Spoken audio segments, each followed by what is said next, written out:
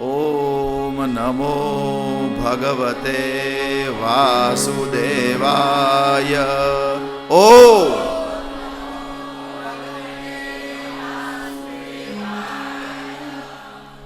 કેવું સુંદર બોલ્યા, કેવા રૂડા લાગો છો. હવે જ્યારે જ્યારે કંઈક ગાવાનું આવે ને ત્યારે આટલું જોરથી ગાજો, આટલું આમ આનંદથી ગાજો.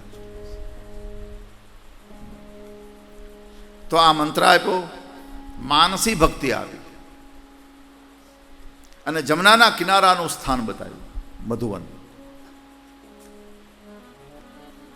નારદજીના ચરણમાં પ્રણામ કરી નારદજીએ મસ્તકના પર હાથ મૂક્યો અને આશીર્વાદ આપીને કહ્યું કે બેટા, મારો આશીર્વાદ તને પ્રભુ મળશે.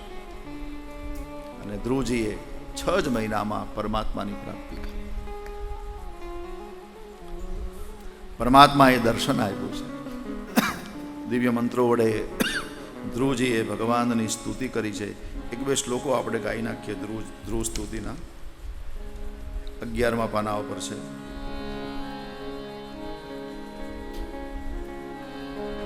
જો કે આમાંનો પહેલો શ્લોક તો આપણે રોજ પ્રાર્થનામાં ગાઈએ છીએ. યોંત પ્રવિશ્ય મમ વાચમિમાં પ્રસૂક્તાં સંજીવયત્યખિલ શક્તિધર સ્વધામ્ના અન્યાશ્ચ હસ્તચરણ શ્રવણત્વગાદિન પ્રાણાન નમો ભગવતે પુરુષાય તુભ્યં એકસ્ત્વમેવ ભગવન નિદમાત્મશક્ત્યા માયાજયો ગુણયા મહદાદ્યશેષં સૃષ્ટ્વાનુવિશ્ય પુરુષસ્તદ સદ્ગુણેષુ નાનૈવ દારુષુ વિભાવસુ વદ્વિભાસી ત્વદત્તયા વયુનયેદમચષ્ટવિશ્વં સુપ્તં પ્રબુદ્ધ ઇવ નાથ ભવત્પ્રપન્ના તસ્યાપવર્ગ્ય શરણં તવ પાદમૂલં વિસ્મર્યતે કૃતિવિદા કથમાર્તવન. દિવ્ય મંત્રો વડે ધ્રુવજીએ સ્તુતિ કરી છે. પરમાત્માની પાસે દિવ્ય ભક્તિના વરદાનો માગ્યા, પણ પરમાત્માએ કહ્યું મારે તને રાજા બનાવવો છે, અને રાજ્ય આપ્યું. અને ધ્રુવજી પ્રભુની પ્રાપ્તિ કરીને ઘરે આવ્યા. 36,000 વર્ષ સુધી ધ્રુવજીએ રાજ્ય કર્યું છે. ભ્રમિ નામની કન્યા સાથે લગ્ન કર્યું છે અને ધ્રુવજીનો વંશ વિસ્તાર આગળ ચાલ્યો છે. કલ્પ અને વત્સર નામના 2 પુત્રો થયા. એની બીજી એક પત્નીનું નામ ઈલા હતું. એના દ્વારા ઉત્કલ નામનો પુત્ર થયો. આ પરિવાર આમનામ ખૂબ સુખ રીતે ચાલ્યો, પણ 8મી પેઢીએ આમાં જે દીકરો થયો એનું નામ વૈન હતું. એટલો બધો દુરાચારી થયો કે ધર્મનો લોપ કરવાની કોશિશ કરી. એટલા બધા પાપ કર્યા પૃથ્વી ઉપર ધ્રુવજીના વંશમાં 8મી પેઢીના દીકરાએ કે પૃથ્વી સુકાઈ ગઈ, વરસાદ આવતો બંધ થઈ ગયો. પ્રજા અન્ન અને ઔષધ અને જળ માટે હેરાન થવા લાગી.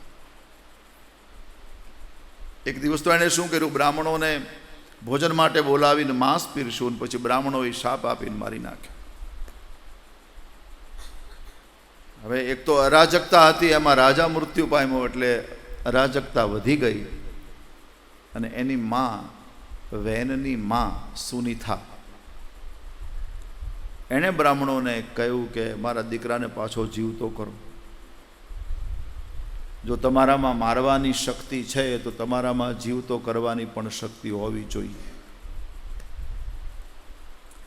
બ્રાહ્મણોએ વિચાર કર્યો કે જો આપણે આને જીવિત કરવાનો હોય તો આનું પહેલાં પાપ કાઢી નાખીએ ને પછી આને જ પાછો રાજા બનાવીએ.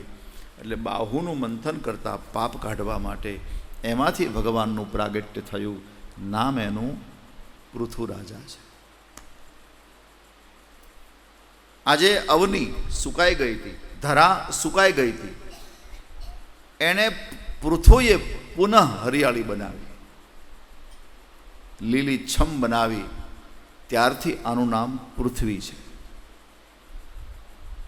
પૃથ્વી એટલા માટે, આમ તો આ ધરા પૃથુની દીકરી માનવામાં આવે છે.